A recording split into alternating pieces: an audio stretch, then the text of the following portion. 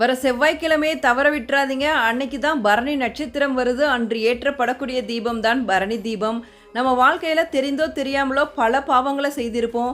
அதிலிருந்து எல்லாம் விடுபட திருக்கார்த்திகைக்கு முந்தைய நாள் நம்ம வீட்டில் ஏற்றப்படக்கூடிய தீபம் தான் பரணி தீபம். இந்த வருஷம் பரணி தீபம் டிசம்பர் 2 செவ்வாய்க்கிழமை வருது. அன்னைக்கு மாலை 6 மணிக்கு மேலே ஒரு தாம்பாளத்தில் 5 விளக்குகளை எடுத்துக்குங்க. அதில் மஞ்சள் குங்குமம் வைத்து நெய் தீபம் ஏற்ற வேண்டும். 5 விளக்குகளையும் வட்ட வடிவில் ஏற்றுங்க. பூஜை அறையில வழக்கமாக ஏற்றப்படக்கூடிய தீபத்தோட இந்த 5 விளக்குகளையும் ஏற்ற வேண்டும். நிலைவாசல்லையும் 2 விளக்குகள் வச்சிடுங்க.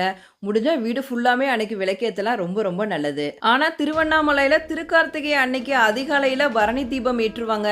அண்ணாமலையார் கருவறையில ஒரு தீபம் ஏற்றுவாங்க. அதைத் தொடர்ந்து மகா மண்டபத்தில் 5 தீபங்கள் ஏற்றப்படும். இது சிவபெருமானோட 5 தொழில்களான படைத்தல், காத்தல், அழித்தல், மறைத்தல், அருளல் ஆகியவற்றை காட்டு விதமாக இந்த பரணி தீபம் அண்ணாமலையார் கோவிலை ஏற்றுவாங்க. அதைத் தொடர்ந்து மாலை 6 மணிக்கு